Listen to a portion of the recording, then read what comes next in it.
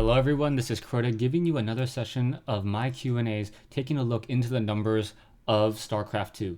Now someone had originally asked me to do a look into the numbers for gas. I had written an article up on StarCraft Legacy explaining some high-level theory on gas, but a lot of you guys wanted to really take a look at the numbers and try to figure out what the strategies are and what really were the reasons behind the numbers and what was happening here. So I made a spreadsheet of a couple of the units that require gas.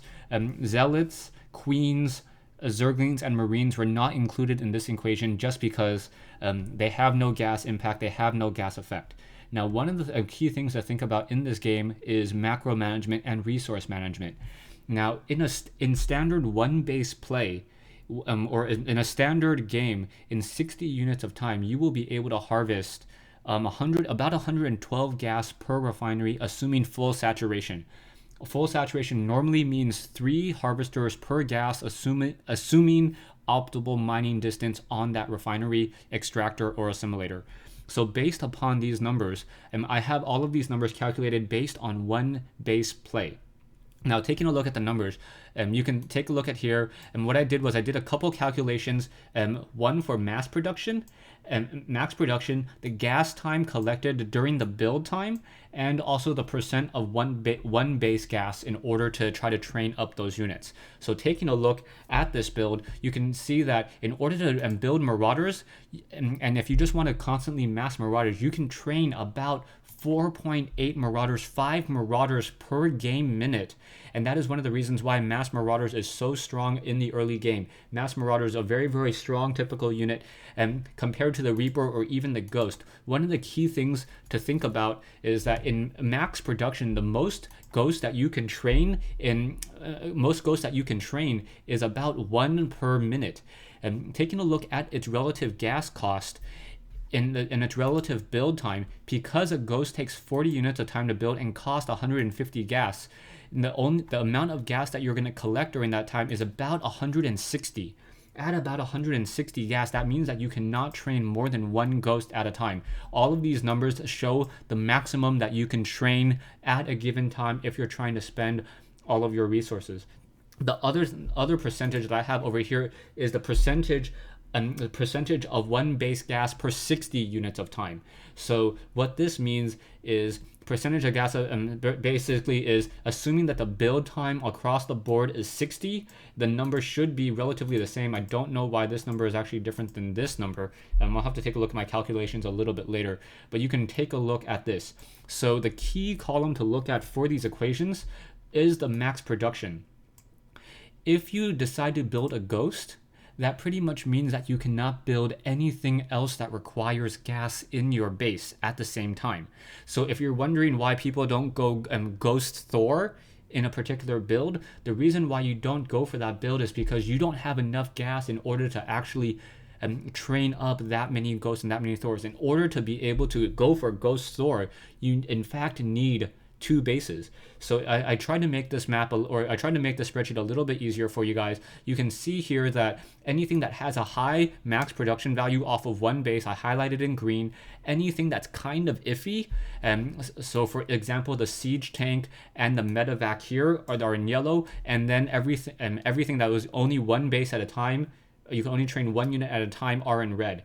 So taking a look at the combinations, the only real units that you can train easily and try to macro up and try to also spend your minerals for a Terran player are Marauders, Marines, Vikings, and assuming Banshees. Banshees are a little bit one of those crazy units because you can train 2 at a time, and they have a relatively high gas cost, but because of their abnormally high build time as well, 60, you can go for a Banshee and a medevac at the same time. One of those weird calculations looking at the numbers. So taking a look at these units, you can come across the board and see that why MMM is such a popular strategy. MMM is such a popular strategy because the general build and the general strategies lean towards more of an infantry-based army for Terran. Pretty much you will be building Marauders and Marines, maybe some Hellions as well, to supplement your Ghost, Siege Tanks, your Thors, and other additional units as well. Because you're going to be going such a heavy infantry army, it makes natural sense in order to train medevacs and build medevacs as well, because medevacs would probably be the best addition and the best supplemental unit towards MMM. Do I think that MMM is overpowered?